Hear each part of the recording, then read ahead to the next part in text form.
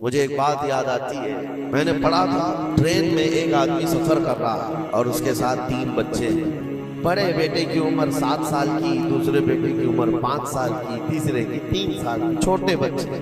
وہ بندہ جب ٹرین میں سفر کر رہا ہو 3 بچوں کو لے کر کے، اور جب بیٹھا ہوا ہے ٹرین میں، کوئی بڑا ادھر سے کودتا ہے، کوئی ادھر سے اچھلتا ہے، یہ تینوں اچھل کود ایسی مچائے ہوئے ہیں کہ اس مسافر کا آرام اور سکون غارت ہو گیا۔ تھوڑی دیر تک کوئی برداشت کر لے گا، اور اس کے بعد مسافر دیکھ رہے ہیں دوسرے۔ بڑا مسئلہ تو یہ ہے کہ اچھل کود تو بچے کر رہے ہیں، باپ ایک جملہ بھی ان کو منع نہیں کر رہا، نہ بڑے سے کہتا ہے کہ بیٹھ جا، نہ چھوٹے کو سنبھالتا ہے۔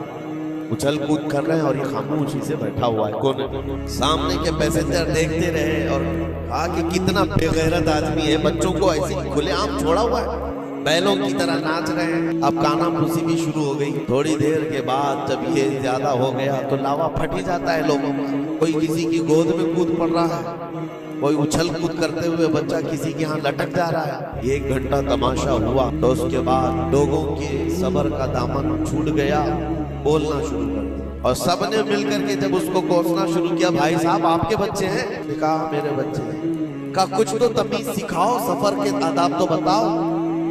کوئی وہاں سے کود رہا ہے، کوئی یہاں سے کود رہا ہے، سارے لوگوں کا آرام غارت کر کے رکھا ہے ان بچوں نے۔ آپ باپ ہیں، آپ کو تمیز نہیں آتی، آپ کو تربیت کا انداز نہیں معلوم۔ سب کی ڈانٹ ڈپٹ سنتا رہا، اور اس کے بعد بڑی دیر کے بعد بھرائی ہوئی آواز نکلی، اس کی درد بھری آواز نکلی۔ کہا میں ان کو تربیت اچھی طرح سے دیتا ہوں، تمیز بھی ہے سب، لیکن مسئلہ یہ ہے کہ آج ہی صبح ان کی ماں میری بیوی کا گھر میں انتقال ہو چکا ہے۔ وہ میکے گئی ہوئی تھی، یہ بچے میرے پاس تھے، مجھے صبح خبر آئی ہے ان کی ماں کا اچانک دورہ پڑنے سے انتقال ہو چکا۔ میں نے ابھی تک ان بچوں کو بتایا نہیں کہ ان کی ماں کا انتقال ہوا۔ یہ جتنا اچھل کود کر رہے ہیں، کھیل رہے ہیں، ابھی گھر پہنچیں گے تو ان کی ساری خوشیاں ختم ہو جائیں گی۔ یہ اپنی ماں کی مردہ لاش کو دیکھیں گے تو سارا اچھل کود چلا جائے گا۔ بس میں اس لیے ان کو اتنی دیر کے لیے چھوڑا تھا کہ جتنی دیر خوشی منا سکے منا لیں، پھر زندگی بھر ان کو ماں کو کھونے کا احساس تو ستاتا ہی رہے گا۔ بس اتنا جملہ اس کا نکلا تو ہچکیاں بند گئی۔ جو بغل میں موجود مسافر تھے سب کی آنکھوں میں آنسو آ گئے۔ اب کوئی بچے کو اٹھاتا چومتا تھا، کوئی اس کو گود میں اٹھا رہا ہے۔ بچوں کو خبر نہیں ہے کہ ان کی ماں کا انتقال ہوا ہے، اور یہ بندہ ان کو سفر پر لے جا رہا ہے، لیکن تھوڑی ہی دیر کے لیے دوسرے مسافروں نے کیا کیا بدگمانیاں کر لی۔